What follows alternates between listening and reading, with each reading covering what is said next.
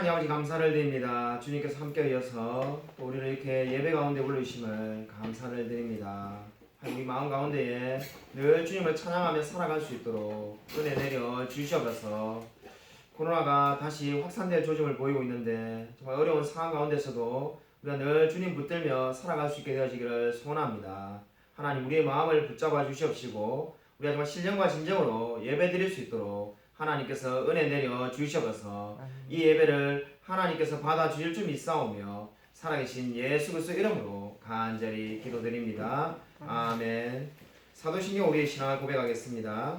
전능하사 천지를 만드신 하나님 아버지를 내가 믿사오며 그 외아들 우리 주 예수 그리스도를 믿사오니 이는 성령으로 잉태하사 동정녀 마리아에게 나시고 본디오 빌라도에게 고난을 받으사 십자가에 못 박혀 죽으시고 장사한 지 사흘 만에 죽은 자 가운데서 다시 살아나시며 하늘에 오르사 전능하신 하나님 우편에 앉아 계시다가 저리로서 사한 자와 죽은 자를 심판하러 오시리라. 성령을 믿사오며 거룩한 공회와 성도가 서로 교통하는 것과 죄를 사하여 주신 것과 몸이 다해 사는 것과 영원히 사는 것을 믿사옵나이다. 아멘.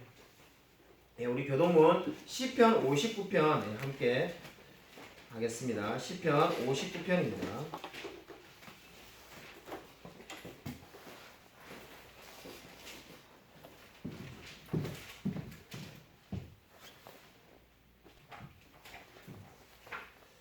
시편 59편 구약성경 844면에 있습니다. 구약성경 844면 시편 59편 1절부터 끝절까지를 제가 한 절, 성도님들이 한 절 교독하도록 하겠습니다.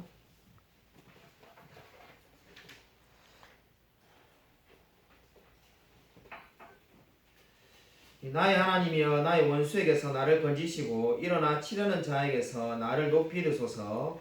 악을 행하는 자에게서 나를 건지시고 피 흘리기를 즐기는 자에게서 나를 구원하소서. 그들이 나의 생명을 헤아리고 엎드려 기다리고 강한 자들이 모여 나를 치리하오니 여호와여 이는 나의 잘못으로 말미암음이 아니요 나의 죄로 말미암음도 아니로소이다.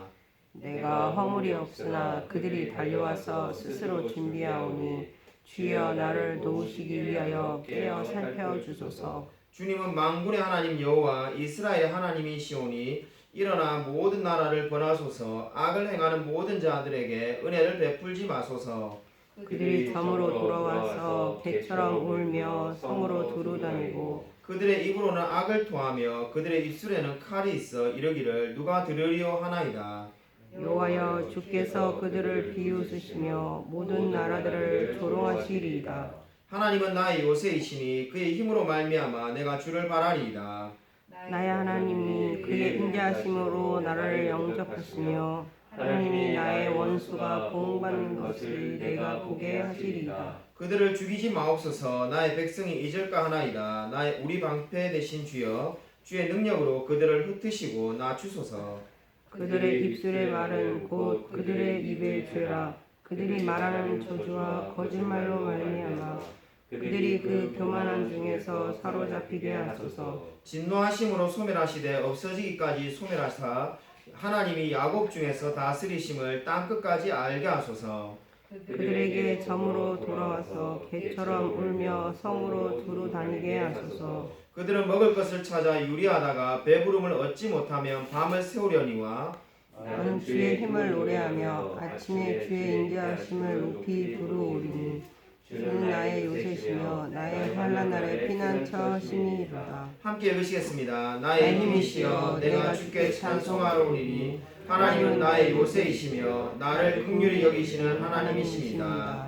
아멘. 우리 당분간 찬양은 드리지 않습니다. 제가 헌금기도 드리도록 하겠습니다. 하나님 아버지 감사를 드립니다. 주님께서 함께 하여서 우리가 정말 주님 앞에 이렇게 헌금을 드릴 수 있게 해주심을 감사를 드립니다. 나의 나 된 것은 오직 하나님의 은혜라는 그 말씀처럼 늘 하나님께 감사하며 살아갈 수 있게 되어지기를 소원합니다. 주님께서 우리의 가정과 교회와 직장과 일터를 축복하여 주심을 감사를 드립니다. 그러한 우리의 신앙의 고백을 담아 이렇게 헌금을 드렸습니다. 주님께서 받으시고 우리에게 필요한 모든 것들을 다 채워 주시옵소서. 특별히 우리 지금 입원하고 계시는 우리 모금원 집사님과 오해석 성도님에게도 하나님께서 함께 하여서 하루빨리 나을 수 있도록 하나님께서 치료의 광선을 발하여 주시옵소서. 주님께서 참으로 우리의 삶 가운데 늘 함께 하여서 우리의 모든 것들이 다 하나님의 은혜로 된 것임을 날마다 고백하며 살아갈 수 있도록 역사하여 주시옵소서. 주님께서 늘 함께하여 주실 줄 믿사오며 살아계신 예수 그리스도 이름으로 간절히 기도드립니다. 아멘. 우리 옆에 있는 분들과 인사하도록 하겠습니다. 우리 한 주간 평안하셨습니까? 인사하도록 하겠습니다. 한 주간 평안하셨습니까? 우리 이번 주에 많은 분들이 못 오셨는데 우리 함께 우리 교회 소식 보도록 하겠습니다. 우리 교회 소식 우리 보기 전에 우리 코로나 사태 이후로 우리 정말 오랜만에 우리 예배에 나오셨는데 우리 조영숙 권사님 우리 아마 2달 만에 이렇게 예배에 나오셨는데 우리 한번 환영의 박수로 한번 하도록 하겠습니다. 네. 자, 우리 수원노회 정기 모임 있습니다. 우리 내일 노회 모임이 있는데 저하고 우리 김용석 목사님께서 우리 수원 소망교회에 있는 우리 노회 모임에 참석하게 되었습니다. 그 당분간 주일 예배는 1부와 2부로 나누어 드립니다. 우리 이제 코로나가 좀 잠잠해지는 것 같아가지고 아마 이제 우리 리더분들과 의논해서 조만간에 그냥 주일학교 예배도 드리고 1, 2부 예배도 하나로 합할까 이렇게 제가 물론 의논은 안 했습니다만 마음을 생각을 했었는데 다시 지금 최근에 여러분도 다 아시다시피 확진자가 늘고 있어가지고 지금 어떻게 해야 될지 좀 기도 중에 있습니다. 네, 여러분도 많이 기도해 주시고 우리가 또 차후에 결정이 되면은 여러분께 공고하도록 하겠습니다. 지난주에 우리 어린이날 선물을 드렸는데 이게 받아가지 않은 어린이들은 받아가기를 바랍니다. 자, 그리고 우리 하이델베르그 요리문답 제18문입니다. 우리 제 밑에 주보에 보시면은 하이델베르그 요리문답 제18문. 자, 제가 문제를 읽고 여러분이 답해 주시면 되겠습니다. 그러나 과연 누가 참 하나님이요 동시에 참 사람이시며 의로우신 중보자이십니까? 우리 주 예수 그리스도이시니 그는 우리에게 하나님으로부터 오는 지혜와 의로움과 거룩함과 구속이 되셨습니다. 아멘. 자, 오늘 설교 말씀은 시편 5편 1절부터 7절입니다. 구약성경 시편 5편 1절부터 7절입니다.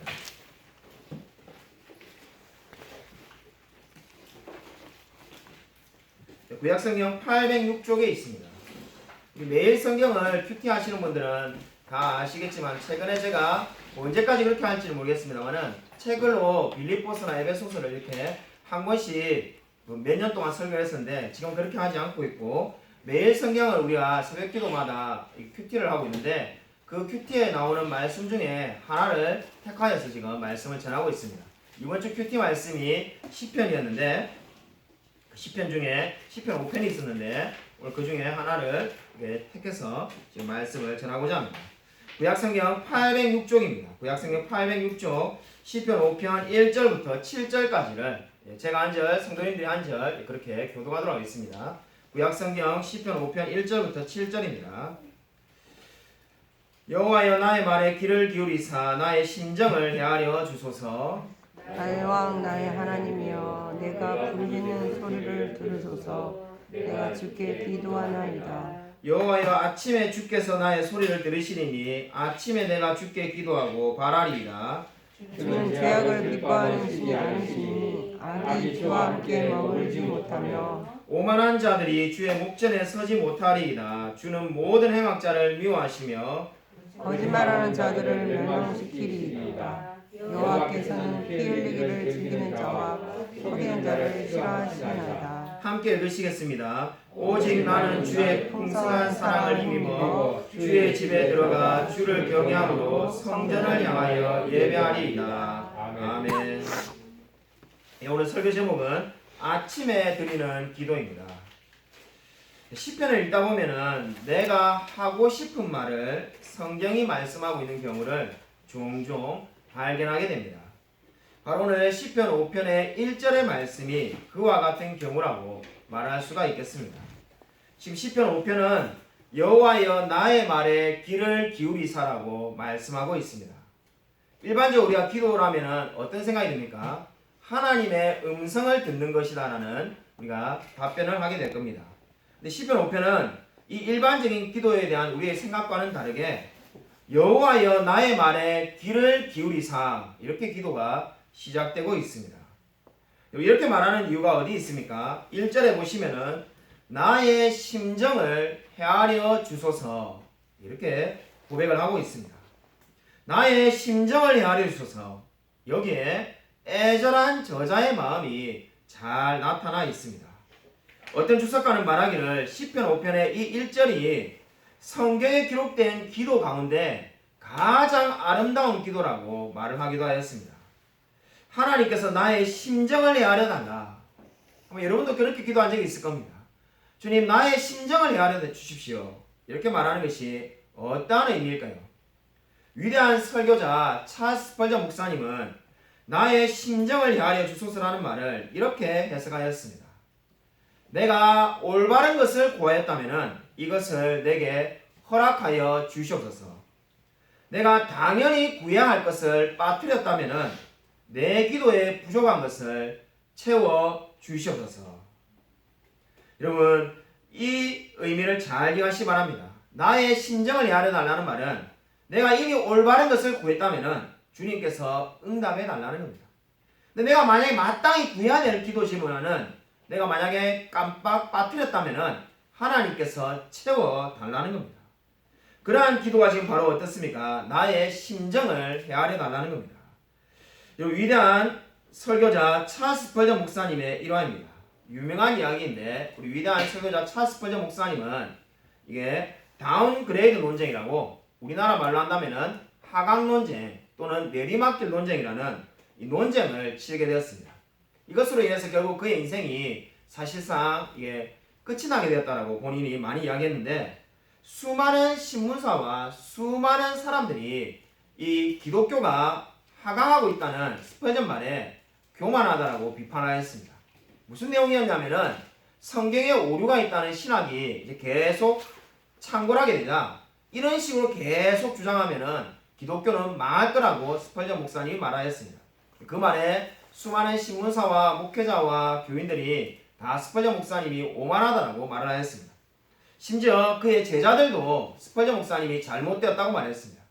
지금 우리가 들으면 당연히 스펄전 목사님의 말이 맞는 거지만은 150년 전의 분위기는 그렇지 않았습니다.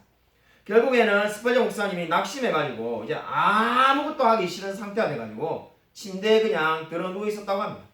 그러니까 온 세상 사람들이 다 자기를 욕하니까 사는 것이 힘들어서 그냥 누워 있는데 그 자고 있는 스펄전 목사님에게 이 스펄전 목사님의 아내분이 남편을 회복시키기 위해서 하나의 아이디어를 내가지고 자고 있는 스펄전 목사님의 침대 위에 있는 지금 제가 여기 있다면은 이 천장에다가 성경 말씀을 한 구절 붙여놓았다고 합니다. 그 성경 말씀은 마태복음 5장 11절 12절이었습니다.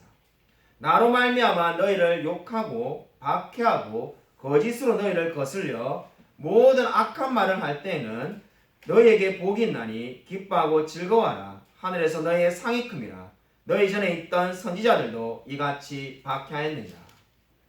스펄전 목사님이 낙심해가지고 이렇게 누워있는데 누워서 갑자기 잠에서 깨어서 눈을 떠보니까 어떻습니까? 이 성경 말씀이 보이는 거예요. 너희를 박해하고 욕하는 사람으로 인해서 기뻐하고 즐거워하라. 너희 전에 있는 선지자들도 그래 했느니라. 그 말을 듣고 난 다음에 그 말씀을 보고 나니까는 자기가 이렇게 살아서는 안 되겠다는 생각이 들어서 영적으로 회복되었다고 합니다. 오늘 마찬가지입니다. 지금 오늘 이 시편의 저자 다윗은 왜 여호와께서 나의 말에 귀를 기울여 달라고 말하는 겁니까? 여러분 그는 지금 너무나 힘든 상황이 있기 때문에 주님께서 말씀해 주지 않으면은 내가 견딜 수 없다는 겁니다.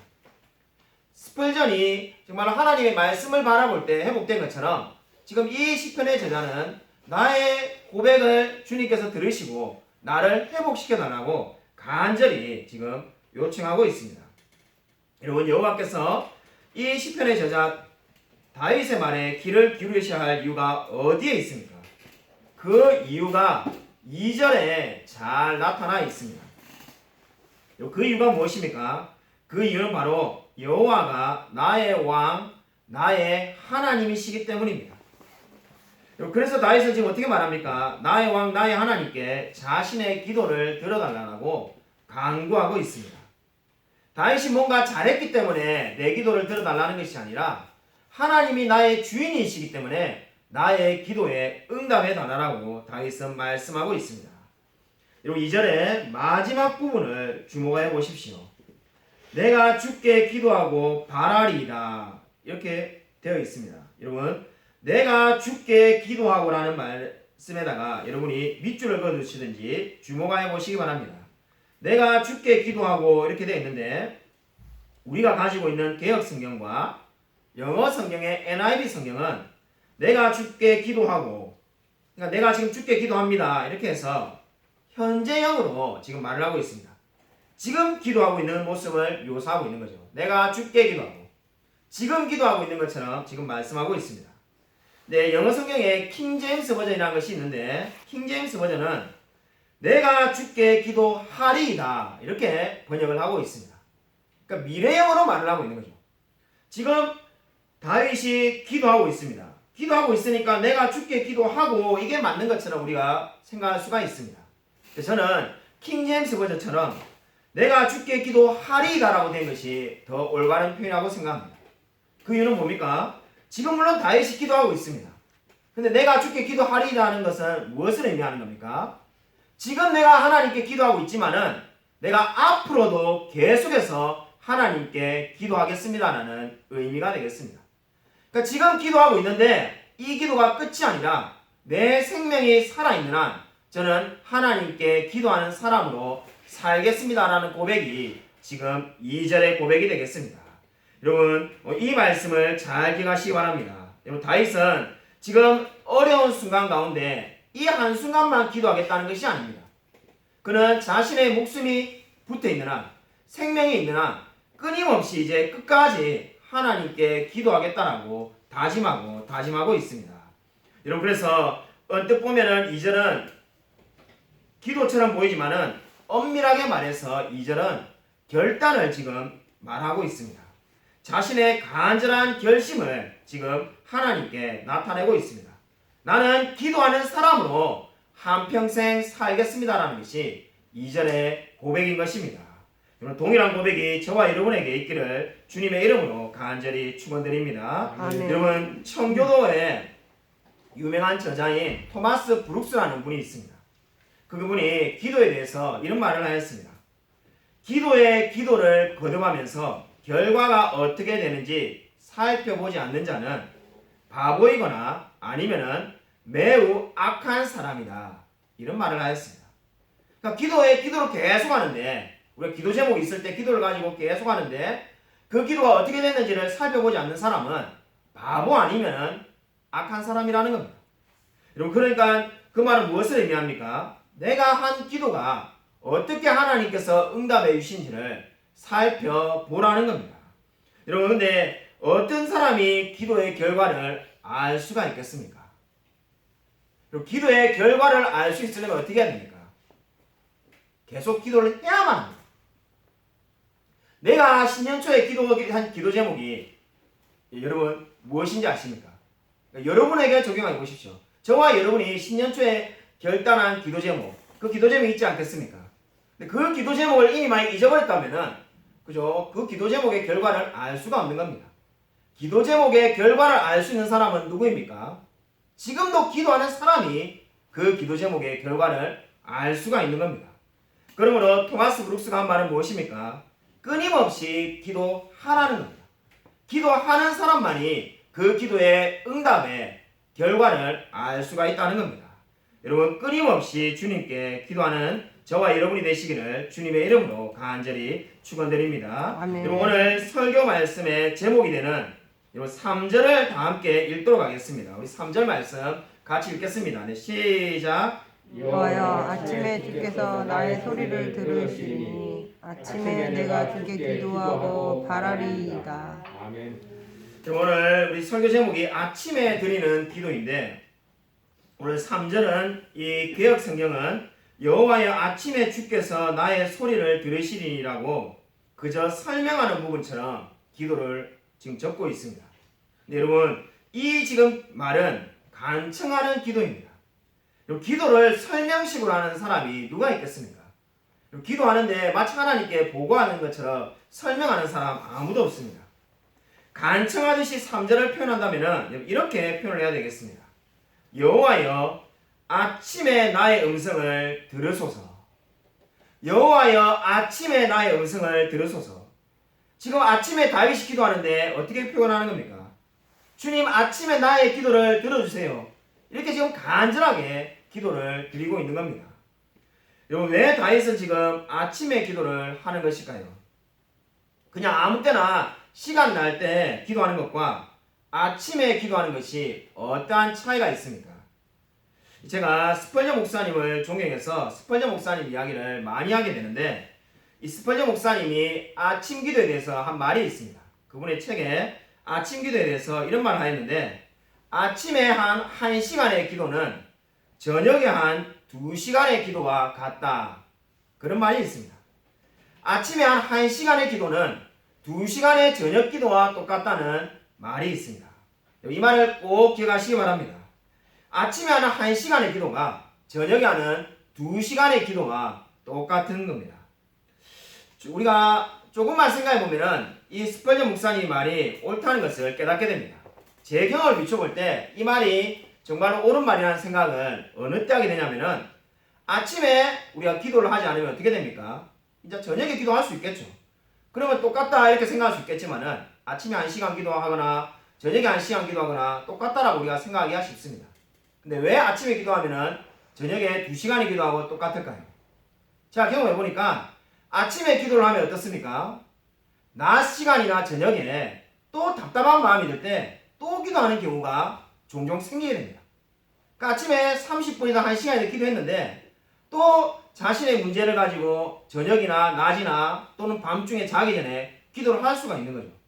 근데 저녁에 자기 전에만 기도하는 사람은 그 시간이 끝나면 이제 그날이 끝나지 않습니다. 근데 아침에 기도하는 사람은 또다시 기도할 가능성이 있기 때문에 아침에 기도하는 기도가 저녁의 기도보다 2배의 효과가 있다라고 스펄전 목사님이 말한 것 같습니다. 여러분 정말 제가 생각하면 생각할수록 그 말이 맞는 것 같습니다. 여러분 아마 경험해 보시면은 아침에 기도하는 사람이 결국 밤에 자기 전에만 기도하는 사람보다 기도를 훨씬 더 많이 할 가능성이 많이 있습니다.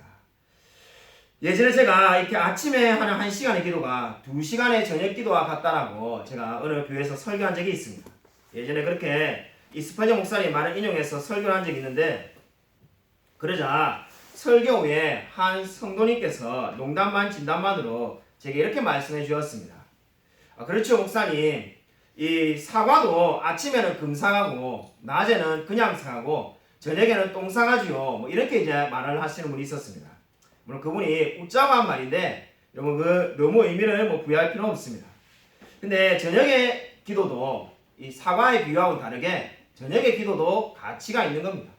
가치가 있지만은 더 이렇게 귀한 것은 뭐라는 겁니까? 하루의 시작을 할 때 아침에 기도를 하면은 더 삶이 풍성해진다는 겁니다. 혹시 아직까지도 아침에 하루에 시작하면서 기도로 시작하지 않는 분들은 오늘부터 아침에 기도하며 삶을 시작해 보십시오. 하나님께서 반드시 더 큰 은혜를 내려 주실 줄로 믿습니다. 여러분 오늘 3절에서 우리가 주목해 보아야 될 또 다른 부분은 아침에 내가 주께 기도하고입니다. 기도하고라고 되어 있는 이 부분에 여러분 한번 밑줄을 그어두십시오.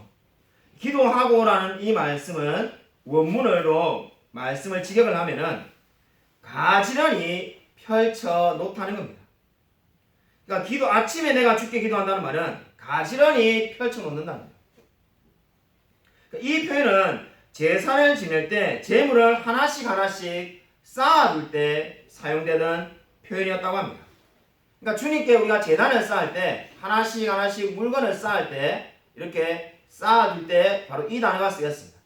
그러니까 주님께 제단을 쌓을 때 기도하는 마음으로 하나씩 물건을 쌓는 것처럼 제물을 쌓는 것처럼 하나님께 나의 기도 제목을 하나씩 쌓아둔다는 것이 바로 3절의 기도하고의 의미가 되겠습니다. 그러므로 이 3절은 지금 어떻게 되는 겁니까? 아침마다 나의 모든 간구를 하나씩 하나님 앞에 펼쳐 보이며 간구한다는 의미가 되겠습니다. 하나씩 하나씩 하나님 앞에 자신의 간구를 펼쳐 보이면은 어떻게 되겠습니까? 어떤 기도가 정말로 자신의 욕정 때문에 하는 기도인지, 어떤 기도가 진정으로 주님이 원하시는 기도인지 그 모든 것을 알게 됩니다. 주님 앞에 내 기도를 다 펼쳐 보이면은 이제 무엇을 알 수가 있습니까? 하나님이 어떻게 기도를 응답해 주시는지, 그리고 하나님이 나의 기도 가운데 어떻게 역사하시는지 그 모든 것들을 다 알게 되는 겁니다. 바로 그럴 때 저와 여러분이 무엇을 알 수 있게 되는 겁니까? 하나님께서 우리에게 얼마나 큰 은혜를 베푸시는지를 알 수가 있게 되는 것입니다. 아멘. 그러므로 기도가 무엇입니까? 하나님 앞에 나의 모든 간구를 펼쳐 놓는 것이 기도인 것입니다. 아멘. 이번 주에 우리 집에 이 새 가족이 생겼습니다. 우리가 뭐 이게 애가 또 한 명이 생겼다는 게 아니라, 그죠? 이 나이에 무슨 애가 생기겠습니까? 우리가 이 새롭게 우리 집에 우리가 강아지를 키우게 되었습니다. 원래 우리가 이 두 아이가 있는데, 한 명은 제가 얼마 전에 설교를 했죠. 한 명은 9kg를 빼면은 강아지를 사주고, 한 명은 9kg를 찌면은 강아지를 사주겠다. 자, 이렇게 약속했는데, 우리 뭐 성도님 중에 한 분이 그 설교 끝나니까, 목사님, 그게 너무 억지 같습니다. 안 되는 거를 내가 보고 약속해놓고는 들어주겠다고 한 것 같습니다. 이렇게 말한 분도 있었는데, 여하튼 그렇게 약속을 했고, 우리 이경희 장로님께서도 그 9kg 빼면은 내가 강아지 사주겠다, 이런 말씀도 하셨다고 하는데, 그래서 저는 이제 뭐 우리 애들이 살을 빼거나 찌면은 제가 뭐 이 장모님이 하나 사주신다니까 돈 들 일도 없다, 이렇게 해서 제발 이제 그런 일이 벌어지기만 해라, 이렇게 기다리고 있었는데, 이번 주에 우리 어버이날이지 않습니까? 근데 어버이날 때는 이 부모님 찾아뵙기 어려우니까 어린이날 때 우리 가족들이 이제 멀리 우리 창원에 계신 어머님을 뵈러 갈 수가 없으니까 너무 머니까는 가까운 춘천에 우리 장인어른과 장모님 뵈러 갔습니다. 가니까 그 집에 늘 이렇게 큰 이게 뭐 진돗개인지 뭐 아니면은 그냥 잡종개인지 큰 이렇게 백구마 한 마리 있었는데, 갑자기 그 개하고 색깔이 완전히 다른 조그마한 이렇게 개가 한 마리 있는 거예요, 강아지가. 그래서 우리 애들이 너무 좋다고 이 강아지 어디서 났냐니까, 우리 장모님께서 이 시장에 나가셔가지고 그냥 이게 뭡니까 노점같이 이렇게 앉으셔가지고 길에서 야채 같은 걸 파시는데, 그 옆에 어느 아주머니 한 분이 오셔가지고는 강아지를 팔더라는 거죠. 그래서 그 강아지 이게 얼마입니까? 하니까 그냥 늘 보는 사이인데 한 마리 가져가라 해가지고 그냥 얻어오셨다는 거예요. 얻어오셔가지고 지금 한 달째 키우고 있는데, 그러니까 잘 키우고 있다는 거예요. 이게 보니까 우리 애들이 너무 마음에 든다고 강아지 데리고 가자 해서, 약속은 9kg를 빼고 9kg를 찌야 되는데, 근데 애들이 막 이렇게 해달라고 하니까는 우리가 이제 뭐 어차피 언젠가는 한번 키워야 되겠다. 우리 애들이 막 너무 동물을 좋아해가지고 동물 박사입니다. 그래서 할 수 없이 이제 이렇게 받아줬습니다. 오니까는 이 강아지가 이쁜 짓도 하고 귀엽고 뭐 좋아가지고 우리가 참 이게 좋구나 이렇게 생각했는데, 이 키워지 지금 며칠 되지도 않았는데 강아지가 그냥 우리는 뭐 TV나 그죠 유튜브나 이런 데 보면은 그냥 앉아하고 손 달라면 손 주고 돌아라면 돌고 그런 것만 봐가지고 뭐 그런 거 진짜 되는 줄 알았는데, 뭐 그런 거는 뭐 당연히 안 되고, 가만히 이렇게 잘 때가 다 됐는데 저녁 9시가 되니까 정말로 조금의 과장도 안 보태고, 걔가 정말로 이 강아지가 뭔가 이게 이제 뭐 어디 뭐 미쳤는지 그냥 뭐 미친 듯이 그냥 이게 그 우리 좁은 이 거실을 막 뛰어다닙니다. 이게 그냥 제가 과장법을 쓴 게 아니고 정말로 저러다가 막 진짜 이게 뭐 어디 뭐 부딪힐 것 같은, 뭐 어떻게 표현해야 될지 모를 정도로 초강력 스피드로 막 계속 도는데, 똑같은 원을 막 이렇게 막 도는데 옆에서 지켜보니까 이게 뭔 일 나겠구나. 그래서 뭐 원인은 당연히 우리가 모르죠. 우리가 뭐 이게 동물 박사가 아니니까요. 이게 마당에서 키우던 개가 아파트 좁은 데 와서 살아서 그런 건지, 우리가 잘못해줘서 그런 건지, 스트레스를 받아서 그런 건지 이유는 모르겠지만은 강아지가 미친 듯이 막 계속 돌고 또 도는데, 우리가 그 모습을 한번 딱 바라보고 난 다음에 다들 질려가지고 동시에 하는 말이, 과연 우리가 잘 키울 수 있을까? 우리 그 강아지 그렇게 키우고 싶어하는 우리 예인이 예림이도 키우는 게 어렵구나. 이제 막 키워보니까는 이게 그냥 뭐 목욕시켜주고 뭐 먹을 거 주고 이렇게만 하면 되는 게 아니라 이제 애를 컨트롤해야 되는데 어떻게 해야 되니? 그래서 우리가 이 예인이 예림이 우리 애기들도 키워봤지만은 차라리 애기들은 돌아다니지 않는데, 아니 그냥 정말 강아지가 이게 무슨 뭐 이렇게 광견병 미친 경우에 걸렸는지 뭐 정말 미친듯이 돌아다니는데 뭐 멈추는 방법이 없는 거예요. 그래서 절로 주여 소리가 절로 나요. 아유 주님, 강아지가 그냥 공짜로 생겨가지고 이게 웬 은혜인가 이 감사했는데 그냥 막 단숨에 그냥 기도 제목이 생겨가지고 그냥 애가 그냥 정상적으로 있기만 하면 좋겠습니다. 뭐 이런 생각이 들더라고요. 이번 주에 그래서 참 많은 생각을 하게 되었습니다. 제가 이번 주에 요즘 늘 하는 생각인데 인생에 쉬운 건 아무것도 없다는 생각을 다시금 하게 되었습니다. 목회도 어렵고 애들 자녀 양육도 어렵고 그죠? 인생에 쉬운 건 아무것도 없구나. 심지어 이게 강아지 키우는 것도 어려운 거구나. 그런 생각을 하면서다가 기도에 대해서 말씀을 준비하면서 문득 그런 생각이 들었습니다. 이게 모든 게 이렇게 마찬가지구나. 정말로 이게 생각지도 않은 하나님의 은혜로 강아지가 생겼는데 생기고 나니까 또다시 고민이 생기고 그러다 보니까는 내가 어찌할꼬 이렇게 하는데 실제 우리 기도도 그렇지 않습니까? 우리가 막 기도해가지고 하나님이 응답을 주시면은 감사해가지고 기뻐하는데 그 응답 이후에 어떻습니까? 또 다른 또 고민이 생깁니다. 그래서 또 하나님께 매달리게 만들고 또 하나님께 의지하게 만드는 거죠. 우리의 모든 삶이 마찬가지인 것 같습니다.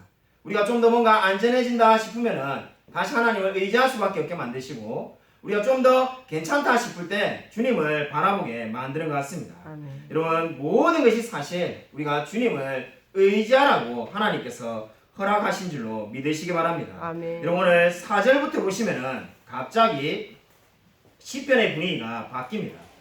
1절부터 3절까지 은혜로운 분위기에서 이제 4절부터 6절에는 죄에 대해서 계속 이야기를 하고 있습니다. 무려 6가지나 죄를 자세하게 이 다윗은 고백합니다. 제가 한 번씩 이렇게 말씀을 드리면은 첫 번째로 4절에 하나님께서는 죄악을 기뻐하지 않으신다라고 지금 다윗이 고백합니다. 그리고 같은 4절에 하나님께서는 악한 자와 함께 머물지 않으신다라고 말씀하고 있습니다. 세 번째로 오만한 자는 주님의 앞에 서지도 못한다라고 고백을 합니다. 네 번째로 하나님은 모든 악한 행동을 하는 자를 미워하신다라고 말씀하고 있습니다. 다섯 번째로 하나님께서는 거짓말하는 자를 멸망시키신다 이렇게 말씀합니다. 그리고 여섯 번째로는 하나님께서는 피 흘리기를 즐기는 자, 속이는 자를 싫어하신다 이렇게 6개로 지금 자신의 죄를 고백하고 있습니다. 이 다윗이 왜 죄에 대해서 기도를 드리는 겁니까? 그 이유는 두 가지입니다. 첫째로 기도하는 사람은 마음이 정결해져서 하나님이 싫어하는 죄를 이제 기도자도 싫어하게 되는 겁니다. 그 전까지는 마음에 죄가 있어도 잘 알지 못하였다가 하나님께 기도할 때 자신이 죄가 있음을 깨닫게 되는 겁니다. 저와 여러분도 동일한 경험이 있지 않습니까? 아무 일도 없는 듯이 우리가 잘 지내다가 기도를 시작하고 나면 어떻습니까? 그 마음 가운데에 내가 죄인이구나. 내가 죄를 지었구나 하는 생각에 눈물 콧물 흘리며 기도한 적이 있지 않습니까? 바로 그와 마찬가지입니다.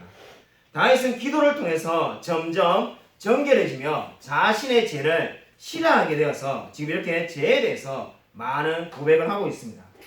두 번째로 죄에 대해서 많은 고백하는 이유는 다윗이 기도가 응답될 때까지 자신이 할 수 있는 정결함을 유지하겠다는 겁니다. 다윗은 결코 기도만 하고 나는 이제 할 일이 다 했으니까 아무것도 없다 이렇게 말하지 않았습니다. 다윗은 기도하고 난 다음에 이제 기도하면서 지금 뭘 하겠다는 겁니까? 나는 최선을 다해서 죄를 멀리하며 살겠다는 다짐을 하고 있는 겁니다. 주님께서 기도 응답해 주실 그때까지 내가 죄를 멀리하며 정결한 삶을 살겠다는 것이 지금 4절부터 6절에 나오는 고백이 되겠습니다. 여러분 3절에 기도가 하나님 앞에 가지런히 자신의 기도 제목을 펼쳐놓는 것이라고 말을 하였습니다. 처음에는 다윗이 자신의 간구를 펼쳐놓았습니다. 내가 원하는 것을 펼쳐놓았습니다. 근데 지금은 무엇을 펼쳐놓고 있습니까? 나의 연약함, 나의 부족함, 나의 죄성, 나의 욕심, 나의 하나님과 함께하기 싫어하는 그 모든 마음들을 지금 그 앞에 펼쳐놓고 있습니다. 여러분 이렇게 하나님 앞에 우리의 죄를 펼쳐놓을 때 어떤 일이 벌어지겠습니까? 이사야 1장 18절이 말씀하는 것처럼 너희의 죄가 주홍 같을지라도 눈과 같이 이어질 것이요 너희 이렇게 말씀하였습니다. 저와 여러분의 죄가 아무리 주홍 같을지라도 눈과 같이 휘어지게 될 줄로 믿으시기 바랍니다. 아멘. 저와 여러분이 모든 죄를 주님 앞에 펼쳐놓을 때 하나님께서 그 모든 죄를 희고 깨끗하게 만들어 주실 줄로 믿으시기 바랍니다. 아멘. 정말 주님은 저와 여러분이 정결해지기를 원하시는 분입니다. 이번 주에 갑자기 이 중국 심천에 있는 우리 이학병 목사님께서 전화를 주셨습니다. 이 전화 이름이 뜰 때 깜짝 놀랐는데, 왜냐하면은 주로 저하고 이렇게 소통하는 것이 카톡이나 위챗으로 문자로 주고받고, 그것도 하나를 계속하면은 뭐 혹시라도 좀 이렇게 그쪽에 중국에서 감시를 당할까 싶어서 이거 했다가 저거 했다가 뭐 아이디를 바꿔서 했다가 주로 문자로 채팅을 했는데, 갑자기 전화가 와가지고 제가 깜짝 놀랐습니다. 왜냐하면은 주로 전화를 하는 경우는 제가 예전에 중국의 심천에 가서 설교했을 때처럼 뭔가 이렇게 이제 일정을 조정한다든지 뭐 여러 가지 이렇게 카톡으로 주고받으면은 이야기가 너무 기니까는 그럴 때만 전화를 했는데, 지금 뭐 여러분이 알다시피 중국은 예배도 못 드리는데 뭐 저를 초대할 것도 아닌데 왜 전화를 했을까 놀래가지고 제가 전화를 받았습니다. 전화를 받으니까 기도 제목을 부탁하려고 전화를 주셨는데, 지금 중국은 코로나가 심해서 아파트에 자식이가 거주하고 있지 않은 사람들은 남의 아파트로 들어갈 수가 없다고 합니다. 그러니까 중국에는 상가에서 교회를 우리처럼 할 수가 없기 때문에 아파트를 빌려가지고 거기서 예배를 드려야 되는데, 자기 아파트가 아니면은 그냥 간단하게 말해서 우리 교회로 말하면은 향남의 지엘 아파트에 사는 사람은 그 여기에 들어갈 수 있지만은 다른 아파트 사는 사람이 뭐 제일 오뚜그란데 사는 사람은 지엘 아파트에 들어갈 수가 없는 거죠. 그러니까 예배가 될 수가 예배를 드릴 수가 없지 않겠습니까? 그래서 지금 이제 예배당을 다 이렇게 임대 계약을 해지하고 온라인으로 지금 예배를 드리고 있는데, 이제 그래서 온라인으로 예배를 잘 드리신 줄 알았는데, 이제 기도 제목을 부탁하면서 중국의 정부가 최근에 삼자교회, 여러분 다 아시죠? 그러니까 삼자교회는 중국 정부에서 공식적으로 인정한 교회고 가정교회가 있는데, 이학평 목사님은 가정교회입니다. 그러니까 비공식 교회죠. 삼자교회 이제 온라인 예배도 드리지 말아라고 말을 했다고 합니다. 그러니까 지금 공식적으로 예배를 못 드리는데 온라인 예배, 인터넷에 예배 동영상 이런 거 올리지 말라는 거예요. 그러면 뭘 해라는 겁니까? 한마디로 교회를 그만두라는 겁니다. 목회를 하지 말라는 거예요. 근데 그것이 이제 이학평 목사님이 가만히 생각해보니까 곧 가정교회도 그렇게 될 거라는 생각이 드니까 이제 두려움이 다가오는 겁니다. 실제로 이미 가정교회가 많이 문 닫고 있다고 합니다. 왜냐하면 같이 예배를 안 드리고 온라인으로만 계속 이렇게 예배를 올리기 때문에 수많은 성도님들이 이제 떨어져 나가서 예배가 안 되고 교회가 점점점 문을 닫고 있다고 합니다. 이하병 목사님 교회 성도님도 이하병 목사님하고 최근에 등산을 같이 갔는데, 그때 20명의 성도님을 같이 등산했는데 4개월 만에 처음으로 만났다고 합니다. 그래서 본인이 막 고민을 하시면서 이제 사모님하고 그런 이야기를 하셨는 것 같아요. 만약에 이제 교회를 못하게 되면은 이제 동영상을 인터넷에도 올리지 못하게 하면은 뭘 할까? 할 수 있는 게 없지 않습니까? 인터넷에 많이 올리면 바로 잡아가면은 지금 오프라인에서 예배가 안 되고 온라인에서 예배가 안 되면 할 수 있는 게 아무것도 없으니까 뭘 할까? 그래서 고민하다가 그렇게 하기로 지금 결정한 건 아닙니다만은 그런 생각까지 드셨다는 거죠. 그럼 차라리 한국에 와 있다가 한국에서 2달에 한 번씩 심천에 가가지고 자기 성도님들 모아가지고 부흥회식으로 뭐 일주일 강의하다가 다시 또 이렇게 한국에 들어와갖고 피신에 있다가 다시 할까 뭐 이런 생각까지 들 정도로 정말 고민이 많으신 거예요. 그래서 한참을 30분 이상 통화했는데 본인이 막 답답하시니까 이제 제게 이제 그 기도 제목을 부탁하려고 전화를 주신 겁니다. 자, 그 이야기를 참 들으면서 우리도 지금 코로나로 인해서 그죠? 이 1, 2부 따로 예배 드리고 있고 주일학교 예배도 못 드리고 있고 어려움이 많습니다만은 정말 우리는 그 어려움에 비하면 아무것도 아니구나 그런 생각이 들었습니다. 이야기를 듣는 중에 계속해서 저도 참 마음이 답답하고 가슴이 답답하고, 하나님이 도대체 무슨 뜻이 있길래 중국에 이렇게 어려움을 주시는가, 중국에 있는 교인들에게 어려움을 주시는가 그런 생각이 참 많이 들었는데 정말 우리가 그 뜻을 다 알 수는 없습니다. 그러나 분명한 것은 무엇이겠습니까? 참으로 정말 우리가 기도하라고 하나님께서 기도 제목을 주신 줄로 믿습니다. 우리 정말 기도할 때 주님께서 그 중국교회에 놀랍게 은혜를 베푸실 줄로 믿습니다. 그래서 여러분도 정말 생각이 들 때마다 중국교회를 위해서 기도해 주시기 바랍니다. 여러분 7절 말씀을 우리 마지막으로 함께 읽겠습니다. 7절 말씀 같이 읽겠습니다. 네, 시작. 오직 나는 주의 풍성한 사랑을 힘입어 주의 집에 들어가 주를 경외하고 성전을 향하여 예배하리이다. 아멘. 여러분 지금 다윗은 주의 집에 들어간다고 7절에서 고백을 하고 있습니다. 사람이 거룩하신 하나님 앞에 나아갈 수 있는 근거가 무엇입니까? 5절에서 오만한 자가 주의 앞에 서지 못한다고 했습니다. 그래서 많은 사람들은 쉽게 그 반대가 되면은 주의 앞에 서지 않겠나 생각이 쉽습니다. 악한 자가 주님 앞에 서지 못했으니까 의로운 자가 주님 앞에 서지 않겠나 이렇게 생각할 수 있겠죠. 근데 그렇지가 않습니다. 성경은 지금 주의 앞에 설 수 있는 사람이 누구라는 겁니까? 우리의 의로움이 아니라 하나님의 풍성한 사랑에 의해서라고 지금 분명히 말씀하고 있습니다. 다르게 말한다면 나의 경건함이 아니라 나의 의로움이 아니라 하나님의 인자하심으로 하나님 앞에 나아갈 수 있다고 말씀하고 있습니다. 이 말씀을 믿으시기 바랍니다. 저와 여러분이 비록 연약하고 경건하지 못해도 하나님의 놀라운 사랑으로 주님 앞에 설 수가 있습니다. 여러분이 4절부터 6절에 나오는 악인에 대한 그리고 죄에 대한 이야기와 7절의 하나님의 풍성한 사랑과 너무나 이야기가 달라 보이지 않습니까? 어떻게 기도가 이렇게 막 춤을 추듯이 분위기가 바뀌는가 이렇게 생각할 수 있는데 이것이 무엇을 의미하겠습니까? 죄에 대한 비판과 하나님의 사랑이 같이 나오는 이유가 어디에 있겠습니까? 한마디로 말해서 도무지 어울릴 것 같지 않는 두 가지가 연속해서 나오는 이유를 어떻게 설명할 수 있을까요? 이렇게 한마디로 말할 수가 있습니다. 하나님의 심판은 헤아릴 수가 있습니다. 그러나 하나님의 사랑은 끝이 없습니다.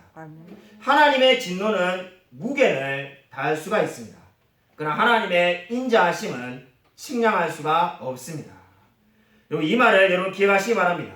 다윗이 자기가 지은 죄의 무게는 측량할 수가 있습니다. 그러나 하나님의 베푸신 사랑은 측량할 수가 없다는 겁니다. 오늘 다윗은 지금 기도 가운데 그렇게 고백을 하고 있습니다. 내가 지은 죄보다 하나님의 은혜가 훨씬 더 크다라고 고백을 하고 있습니다. 여러분 동일한 고백이 우리의 삶 가운데 있지 않습니까? 내가 지은 죄보다 하나님의 은혜가 더욱 놀랍고 크지 않습니까? 여러분 마지막으로 야고보서 5장 17절을 한번 찾아보도록 하겠습니다.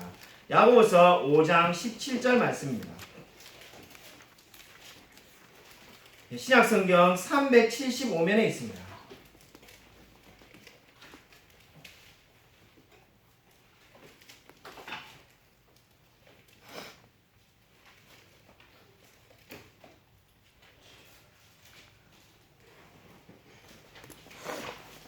신약성경 375면 야고보서 5장 17절 같이 한번 읽겠습니다. 네, 시작.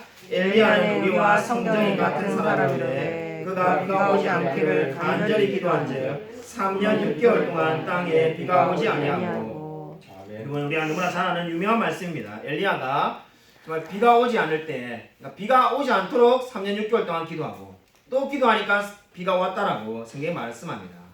아마 우리가 성경 읽다 보면은 이 엘리야를 이야기 들을 때마다 솔직히 주눅이 들지 않습니까?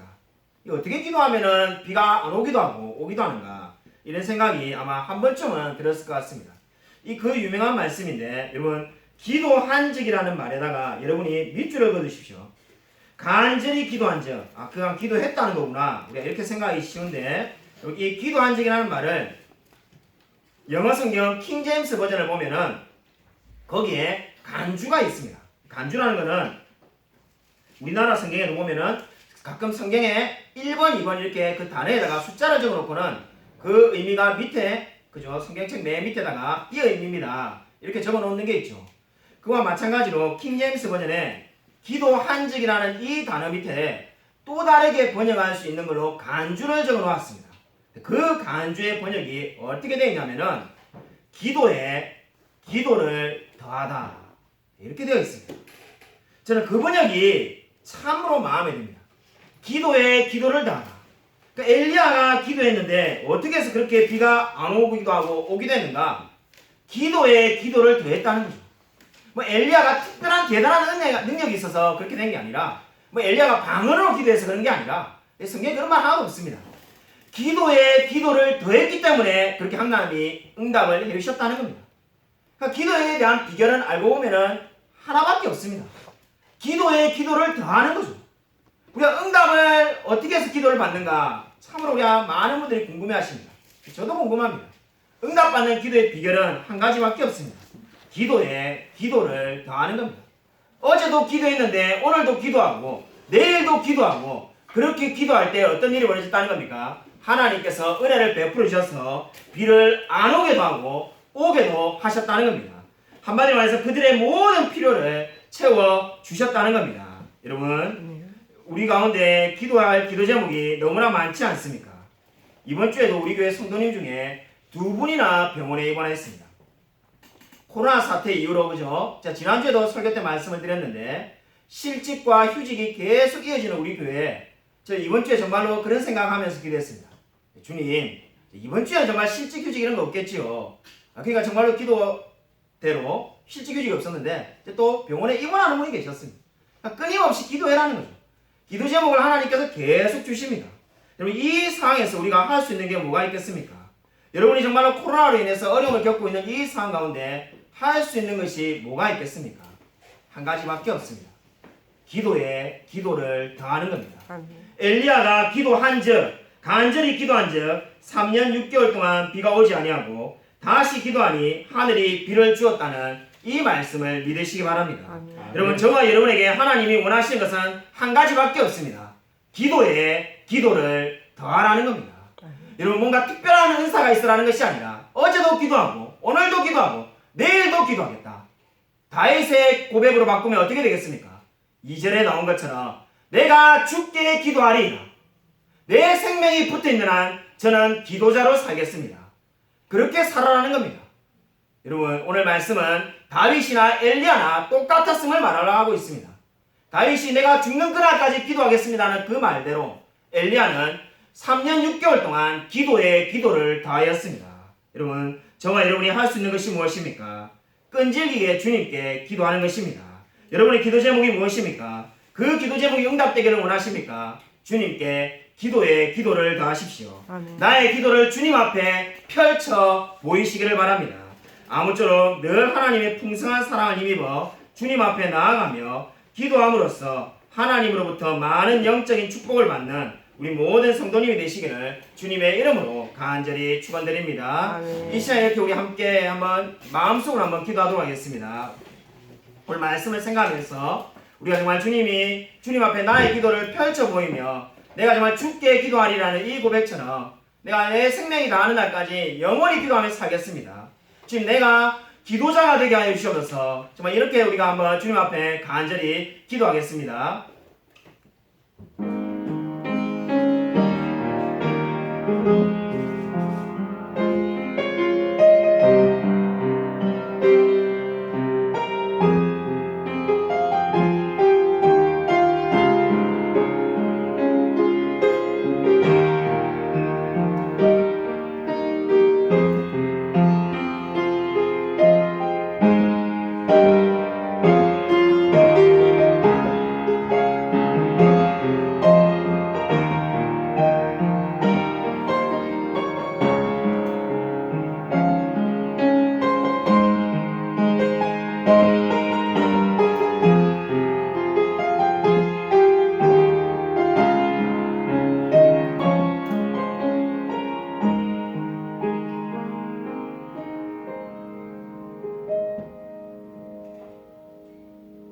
하나님 아버지 감사를 드립니다. 주님께서 함께 하셔서 정말 하나님만 바라보며 의지하며 살아갈 수 있도록 은혜 내려 주셔서 정말 나의 기도를 주께 펼쳐 보이겠다는 그 다윗의 고백처럼 우리가 정말 아침마다 늘 주님께 기도드리며 살아갈 수 있도록 은혜 부어 주셔서 정말 우리가 이 코로나로 인해서 어려움이 많이 있습니다. 이 어려움 가운데 우리가 할 수 있는 것이라고는 기도에 기도를 더하는 것밖에 없다는 것을 알고 날마다 기도하며 주님께 부르짖으며 살아갈 수 있도록 은혜 내려 주시옵소서. 우리 마음 가운데 그렇게 기도하고자 하는 간절한 마음을 주님께서 허락하여 주시옵소서. 날마다 기도함으로 주님께 나아가며 하나님과 동행하며 살아갈 수 있도록 은혜 베풀어 주시옵소서. 주님께서 우리 교회 성도님들의 삶 가운데 함께 하셔서 우리 모든 성도님들이 정말 한 분 한 분 모든 분들이 다 기도자로 살 수 있도록 하나님께서 역사하여 주시옵소서. 주님께서 우리에게 늘 함께하여 주실 줄 믿사오며 살아계신 예수 그리스도 이름으로 간절히 기도드립니다. 아멘. 이제는 주 예수 그리스도의 은혜와 하나님의 사랑과 성령의 교통하심이 아침에 주께 기도하겠다는 이 다윗의 고백처럼 매일매일마다 주님과 동행하며 기도함으로써 하나님께 우리의 모든 기도 제목을 올려드림으로써 날마다 승리하며 살기로 다짐하는 이 자리에 있는 우리 모든 성도들과 우리 동영상을 예배드리는 성도들 머리 위에 지금부터 영원토록 함께 있을지어다. 아멘.